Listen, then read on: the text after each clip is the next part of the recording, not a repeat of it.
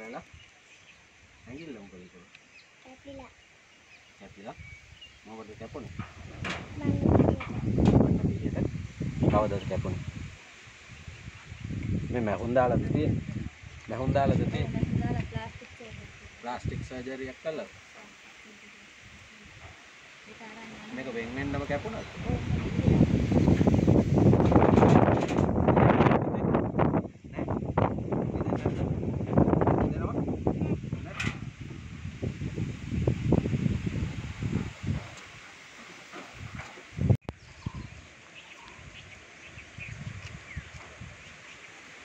ආයිබෝවන් අද දවසේ අනුරාධපුර දිස්ත්‍රික්කයේ මහවිලක්තිය අලපත්ගම ගම්මානයේ අපි තවත් ගොඩවුණු නිවසක් මේ නිවසේ ඉන්නවා ඔබට ඇහෙන්නේ නැතුව ඇති මේ සුළං සද්දේ ඉන්නවම කතා කරන දේවල් මේ නිවසේ මේ මව සහ දියණියන් දෙදෙනෙකු ඉන්නවා ඒ වගේම තමයි තවත් මච්චි පුතෙක් අපි මේ නිවසට එන්නට පෙර මෙහි වාසය කරලා තියෙනවා නමුත් මේ මවට ඒ පුතාව ජීවත් කරන්නට අපහසු නිසා ශාසනයට බාර දීලා තියෙනවා.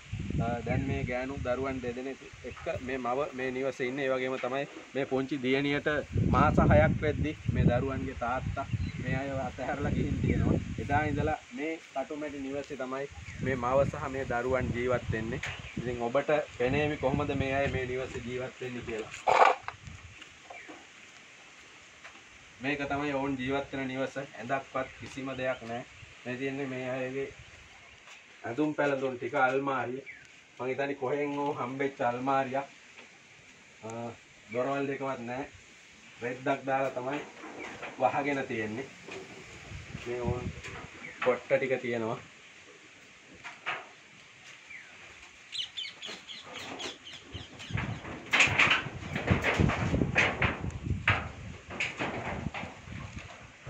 මේක තමයි ඔවුන්ගේ කුස්සිය මේක තමයි කෑම බීම හදාගන්නේ.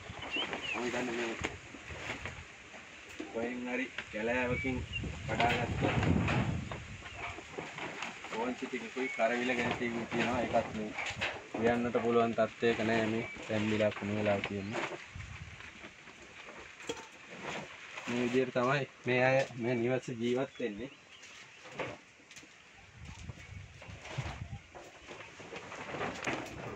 ඉතින් මේ අනුරාධපුරයේ මහවිලච්චිය කියන්නේ අති දුෂ්කර ප්‍රදේශයක්. මේ අලපත්ගම ගම්මානයේ ඛේදවාචකයේ තමයි මේ අපි නිවසෙන් නිවසට ගිහිල්ලා අපි ඔබට පෙන්වන්නේ. ඉතින් මේ නිවසෙත් අපි මේ අහඹු ලෙස තමයි මේ සියලු නිවෙස් වලට ගොඩ වෙන්නේ. ඉතින් සෑම නිවසකම හරි දුක්බර කතාවක් තියෙනවා. මේත් ඒ වගේ කතාවක්. මේ දරුවන්ගේ පුංචි දියණියගේ මාස 6ක් වෙද්දි පියා අහිමි වෙනවා. එදා ඉඳලා මේ මව තමයි මේ සියලු ජීවන බර දරාගෙන තියෙන්නේ. ඉතින් ඇත්තටම ගොඩක් දුක්බර කතාවක්. ඔබේ උදව් උපකාර අවැසිම දරු පවුලක්. නමුත් කියන්නට කනගාටුයි. කිසිම දවසක බැංකු පොතක් හදාගෙන නැහැ. බැංකු ගිණුමක් ඕපන් කරලා නැහැ. ඉතින් ඇත්තටම ගොඩක් කනගාටුයි. මොකද මේ අයට ඉතුරු කරන්නට මුදල් නැහැ කියලා තමයි මේ අය කියන්නේ. අන්න ඒ නිසා කවදාවත් බැංකු පොතක අවශ්‍යතාවයක් මේ අයට දැනিলা නැහැ. ඉතින් ඔබට කරන්නට උපකාරයක් තියෙනවා නම් අපට කතා කරන්න. ඒ වගේම තමයි අපි ඔබට මේ මවගේ ඇඳුම්පතක් තියෙනවා ඇඳුම්පත විස්තර ඉදිරිපත් කරන්නම්. එතකොට ඇඳුම්පත හරහා හෝ ඔබට කරන්නට හැකි උපකාරයක් තිබෙනවා නම් ලබා දෙන්නට කියලා අපි ඔබට ආරාධනා කරනවා. පොඩක් ගන්න වයිඩෙන්ටි.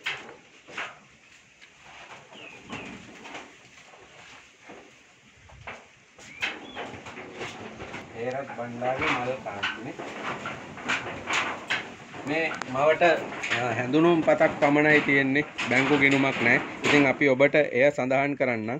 නම එන්නේ හේරත් බණ්ඩාගේ මල් කාන්ති. හේරත් බණ්ඩාගේ මල් කාන්ති තමයි නම එන්නේ. ඒ වගේම තමයි ලිපිනේ එන්නේ ඇලපත්ගම දුනු මඩලාව. ඇලපත්ගම දුනු මඩලාව. හැඳුනුම්පත අංකය 85යි 78යි 71යි 82යි 85යි 78යි 71යි 82යි 0. ඉතින් මේ හැඳුනුම්පත හරහා හෝ ඔබට කරන්නට හැකි උපකාරයක් තිබෙනවා නම් මේ දරුවන් සහ මේ මව වෙනුවෙන් කරන්නට කියලා අපි ඔබට ආරාධනා කරනවා.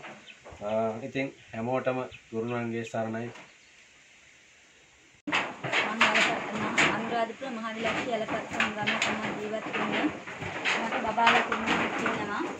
මගේ පුතා මගේ පොඩි විරුවට මාස 6ක් වෙනකොට මාව අතහැරලා ගියා.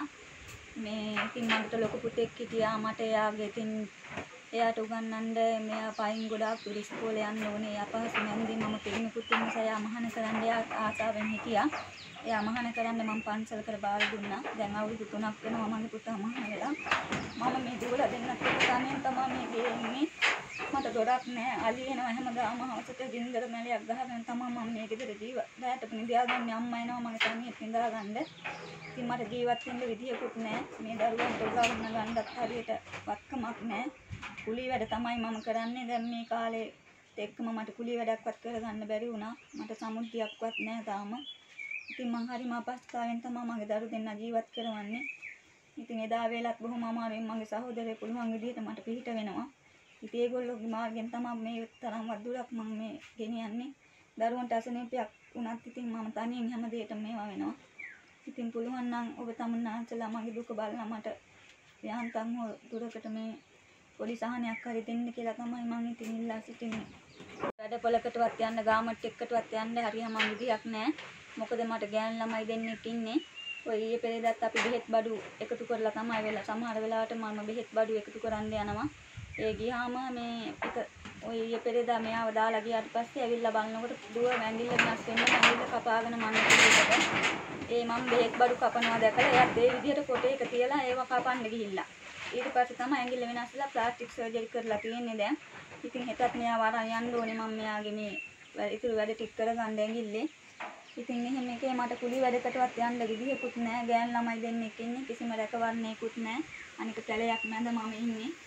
ඉතින් මේ මට රස්සාවක්වත් කරගන්න හරියම මම ඉතින් තාත්තයක් නැහැ. මට ගෑනු ළමයි දෙන්නෙක් ඉන්නේ නිසා. ඉතින් එයාලගේ ඉගෙනීම් කටයුතු ගැන බලන්න ඕනේ. හැම දෙයකම පාඩම් එහෙම දෙන්න කියලා දෙන්න ඕනේ. ඒ දෙන්න තනින් දාලා මම යන්න නැහැ. මම මේ කියන්නේ මගේ මේ දුක දකින කවුරු හරි කමන්නේ මට පිහිට වෙලා මගේ මේ අසන්න දඩු පැටව දෙන්න නිදහසේ පාඩම් කරන්නවත් මේ තියෙන ඉඩ කඩක් නැහැ මට. මේ නිසා මට ඉන්න පොඩි කාමර කැලලක් හරි මේ හදලා දෙන්න කියලා මට නෙවෙයි මගේ දරු දෙන්නගේ අනාගතේ වෙනුවෙන් පාඩම් කරන්න පහසුකම් කිසිම දෙයක් මට නැහැ. වතුර ටිකක්වත් ළඟ නැහැ කිසිම දෙයක් නැහැ. ඉතින් මේ හින්දා පුළුවන් නම් මට පොඩි කාමර කැලලක් හරි හදලා දෙන්න කියලා තමයි මම ඉල්ලන්නේ. දරුවක් නැහැ මෙතන. එයාලට කිසිම රැකවරණයක් නැහැ. මේ ගේ ඇතුලේ දොරකුත් නැහැ. එක පැත්තකවත් මට දොරක්වත් නැහැ. මම රැටත් ওই දොර අරගෙන තමයි නින්දර මැල ගහගෙන නිදාගන්නේ. ඔයාලගේ මෙතනද පාඩම් වැඩ කරන්නේ? මේසයක් නැද්ද? මේකේ. පුළුවන් දෙයක් මෙතන කරන්න. කියන්න පැදුර දාගෙන. පැදුර දාගෙන